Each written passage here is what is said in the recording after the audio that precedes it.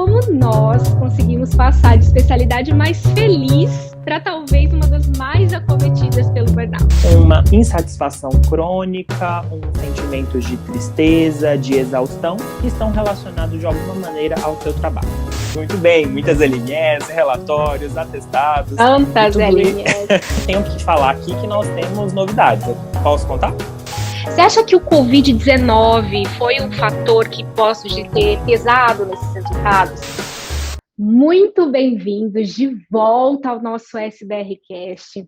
Há exatamente um ano atrás, nós gravamos nossa primeira temporada. Naquela época, certo de que a pandemia estava quase acabando, né? Que tudo iria passar de forma quase indolor para nós. Pois é. Bom, mas estamos aqui, mais calejados, digamos assim, ainda vivenciando tudo isso, mas ainda mais apaixonados pela nossa especialidade, muito esperançosos, sempre, e com vontade de trazer para vocês convidados e temas não menos que sensacionais. Afinal, nosso tempo, mais do que nunca, é muito precioso, né? Bom, para começar essa nossa primeira temporada, eu vou chamar um convidado muito especial. Ele é meu companheiro de comissão de mídias e tecnologia da SBR, é o brasiliense Erivelton Lopes, uma figura que eu tenho certeza que vocês vão adorar conhecer e talvez vão se apegar um pouquinho a ele, hein? Ele é médico reumatologista, formado pela Universidade Federal de Uberlândia, Minas Gerais, e tem residência em reumatologia pela Universidade de São Paulo.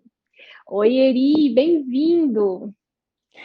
Oi, Malu, é um prazer estar aqui.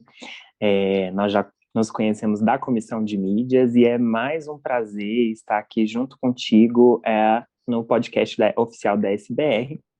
E muito obrigado pelo convite, espero que o episódio seja bem interessante. Com certeza vai ser. A gente vai falar sobre burnout na reumatologia, mais especificamente o quanto nós, reumatologistas, estaríamos aí suscetíveis, né? Uma pesquisa recente do Medscape reportou que a reumatologia é a segunda especialidade médica com os maiores índices de burnout, entre 29 que foram incluídas. E 50% dos colegas referiu vivenciar essa situação no momento da pesquisa. E aí eu te pergunto, Eri, como nós conseguimos passar de especialidade mais feliz para talvez uma das mais acometidas pelo burnout? Eu não sei se todo mundo se recorda, mas pré-pandemia nós éramos sim os mais felizes, segundo uma pesquisa bem semelhante, que foi amplamente repostada nas nossas redes sociais, né? Acho que todo mundo colocou ali, né? Como nós éramos os mais felizes aí entre as especialidades. E eu queria saber, então, Eri, se foi a metodologia do estudo, você acha que teve alguma questão de característica da amostra, será que faltou um pouquinho de reumatologista brasileiro resiliente respondendo essa pesquisa? Você acha que é possível que os dados coexistam? Conta para nós. Bom, a pesquisa do Medscape, ela é feita através de um questionário online em que os médicos são convidados a responder esse questionário por cerca de 10 minutos, né? Nós tivemos neste ano, mais de 12 mil médicos americanos que responderam à pesquisa de mais de 29 especialidades.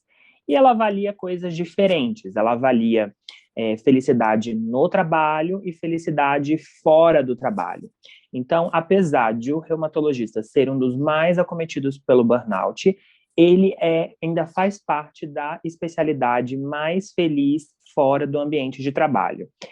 É importante, Malu, eu acho que a gente pontuar alguma coisa aqui, porque felicidade é um conceito um pouco individual, então varia de indivíduo para indivíduo, de questões culturais, de questões sociais, então é um pouco difícil você medir. Alguns autores defendem que é um bem-estar emocional associado a uma compreensão lúcida do mundo, com um caráter de bem-estar, mas envolve emoções muito complexas. Então, às vezes, a gente definir felicidade é um pouco difícil. Mas, de qualquer jeito, essa pesquisa, assim, a gente percebe que ela consegue, de certa maneira, pelo menos identificar os principais fatores e quais os momentos em que a gente está mais feliz, menos feliz, e aquilo que está contribuindo para, na verdade, deixar o reumatologista aí com alguns sinais de burnout. Então, acho que é isso que é interessante da gente destacar. Legal. Você acha assim que a definição do que é o burnout também é um fator que às vezes dificulta, né? Tanto para nossa percepção, será que estou vivenciando isso mesmo ou não? Será que é uma depressão? Enfim, né? Quanto à quantificação desse problema, né? Em termos de trabalhos, por exemplo, esse, né? O que que significa, Eri? Fala para nós em termos simples, sofrer burnout, né? Bom, o burnout ele é uma condição caracterizada por exaustão mental, insatisfação com as próprias realizações e despersonalização que ocorre num contexto de estresse crônico relacionado ao trabalho. Só que os sintomas, eles são muito similares a uma depressão unipolar. Então, você, na verdade, vai caracterizar essa pessoa como é, portador ou pertinente a uma síndrome de burnout, apesar de não ser algo definido como uma síndrome, ainda é uma condição não totalmente aceita por várias pessoas.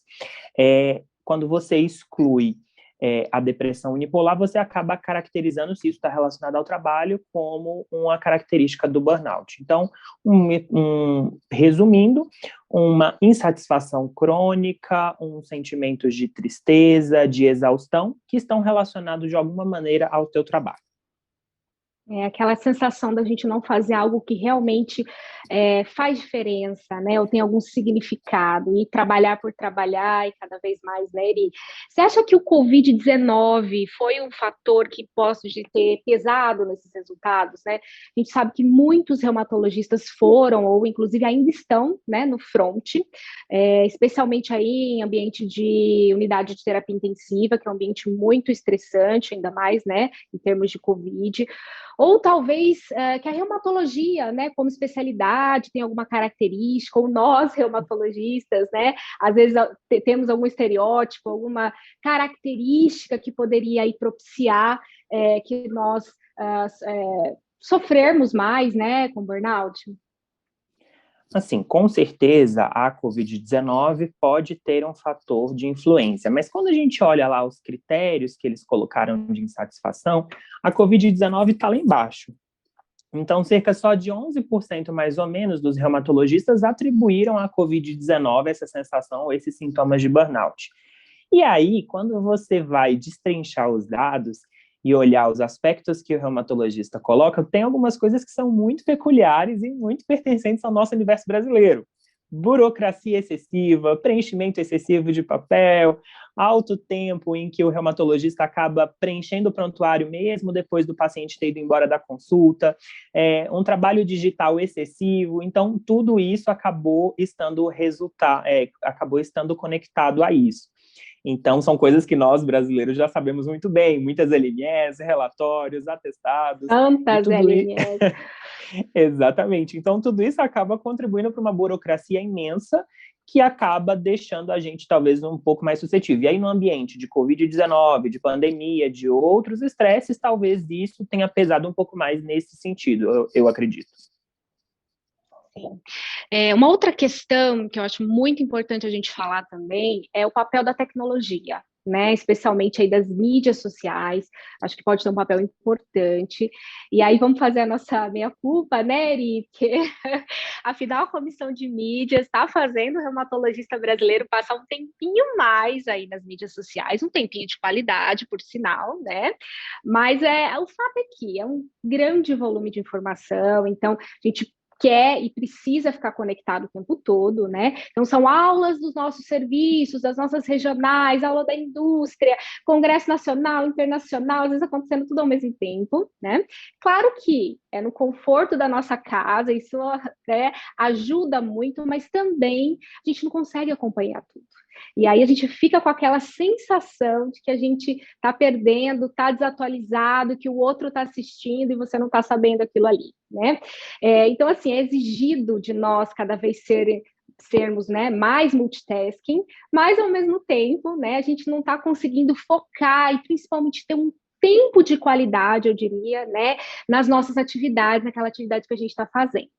Você acha que isso já se encaixa como sintoma de burnout? Se sentir assim, Eri? Fala, porque eu tô. Talvez eu estou me encaixando um pouco, hein? Acho que a gente ter sentimentos ou sensações de múltiplas tarefas, de estar abarrotado de informações e não saber muitas vezes focar e lidar com elas, é uma coisa comum e isso não necessariamente talvez caracterize o burnout, porque do burnout a gente está falando, na verdade, de algo que é patológico, né? Então passa a ser uma coisa persistente por mais tempo.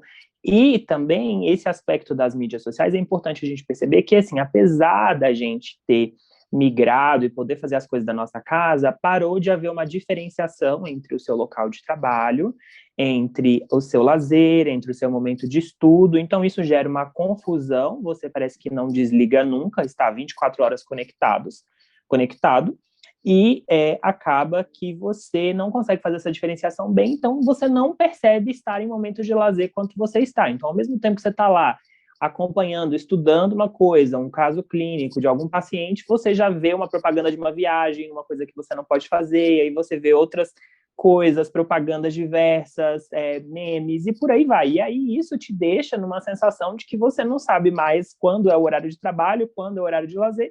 Isso, sem dúvida nenhuma, vai gerando um desgaste. Assim, não quero, obviamente, assim, a gente precisa lembrar que o brasileiro passa 4 horas por dia nas redes sociais, né? Isso é uma característica. Nós somos o segundo país que mais fica em redes sociais. Só, Eri, só 4 horas? 4 horas, olha aí, vamos todo mundo fazer uma visualização aí de quanto tempo está passando, porque provavelmente tem gente que está ultrapassando muito esse tempo, porque essa é a média. Mas, obviamente, não deixem de seguir as redes sociais da SBR, ouvir os Por nossos favor. podcasts, porque é informação de qualidade, só precisa, às vezes, diferenciar esse tempo e separar um momento específico na qual você vai fazer aquela atualização ou aquela dedicação ao estudo e quando é o momento de lazer mesmo. E, bom, para finalizar, eu queria saber o seguinte: você é um reumatologista muito jovem, né, inquieto, faz muitas coisas ao mesmo tempo, né? Mora numa grande metrópole, uma cidade maravilhosa, mas muito caótica, pelo menos para mim, né, e para nós que moramos aqui mais para o interior do Brasil. Trabalha no consultório, que é relativamente mais tranquilo, mas também no ambiente hospitalar, que é mais estressante. Fiquei sabendo que acabou de dar o start aí no seu doutorado, que é uma fase muito importante, mas também muito estressante. Então, assim, Eri, fora o fato de você não ter algumas boquinhas, né, para sustentar e para educar, né, como alguns de nós aí ainda, né, Eri, você poderia ser considerado uma vítima em potencial aí de burnout. Então, o que você acha importante em termos de mindset? Quais seriam as suas dicas, ações diárias que você usa, né, e conversa, né, com seus amigos, seus pacientes, para fugir aí de acabar, né, tendo burnout? A primeira coisa que eu queria pontuar é que a pesquisa, assim, para voltar um pouquinho na pesquisa, Malu, que a pesquisa avaliou também como que os reumatologistas lidavam com o burnout, né? Como que eles lidavam. E aí foi checado que só 10%, menos de 10% deles procuravam ajuda profissional quando se sentiam dessa maneira.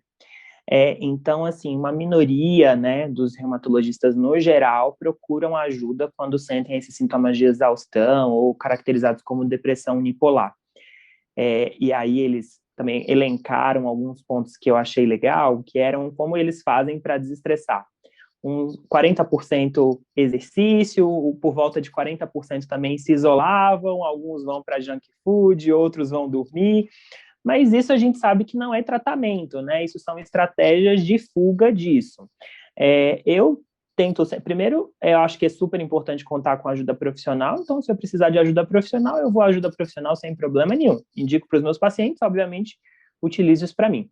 E também acho que trago um pouquinho das estratégias da terapia cognitivo-comportamental, que é você identificar o pensamento que está de repetição, de padrão, e qual o comportamento errôneo que isso gera, e você fazer essa modificação do pensamento em si. E é muito importante também autoconhecimento, né? A gente precisa entender quem a gente é, o que a gente quer, aonde a gente quer chegar, o que está te fazendo feliz no trabalho ou não, o que está te fazendo feliz fora do trabalho ou não, e a partir disso não seguir o efeito de todas as pessoas, porque a vida de cada um tem um caminho próprio, e você precisa definir isso, que ninguém vai ser feliz pelas escolhas que você faz, assim como você não vai ser feliz fazendo as escolhas que outras pessoas farão.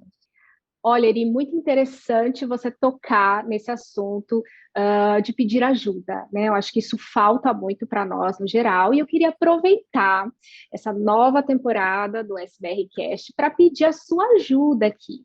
O que você acha em passar a ser co-host aqui comigo e me ajudar a receber todos esses convidados maravilhosos que nós vamos receber aqui esse ano. E aí, Eri, você aceita o meu convite, meu querido? É uma honra, na verdade, é um grande prazer para mim poder fazer parte do podcast da SBR. Estou muito animado para essa segunda temporada. Inclusive, tenho que falar aqui que nós temos novidades. Eu posso contar? Pode contar. Então, tá bom. As novidades, como vocês estão vendo dessa temporada, nós vamos ter imagem gravada também. Então, alimentaremos o canal do YouTube da SBR nas semanas seguintes à divulgação do podcast, para que todo mundo possa acompanhar e ver as imagens do convidado em si. Os temas estão extremamente interessantes. A gente procurou selecionar coisas diferentes do habitual, do que são abordados em congressos, em webinars, para a gente realmente falar sobre o tema de uma maneira mais profunda e de temas que trazem muito interesse para o reumatologista, que são muito importantes. E estamos muito, muito animados. É um grande prazer para mim, volto a repetir, fazer parte dessa segunda temporada do SBR Cast com vocês. Sim, vai ser maravilhoso. Obrigada por ter participado do episódio, obrigada por ter aceito o meu convite. E eu acho que a gente vai precisar, então, de um tema de abertura novo, hein, Eri? Você trazendo aqui toda a sua personalidade, ó, que tal? O que você acha desse aqui, Eri, ó? Eita, já temos um tema da segunda temporada do SBR Cast. Ó, muito bom, hein? Bom, eu queria agradecer, então, Eri, pela sua participação, convidar todo mundo para trazer suas sugestões lá nos canais, nas redes sociais da SBR. Muito obrigada pela sua audiência. Até a próxima. Muito obrigado mais uma vez pelo convite e sigamos. Os próximos episódios estarão no ar em breve. Um grande abraço. Até mais.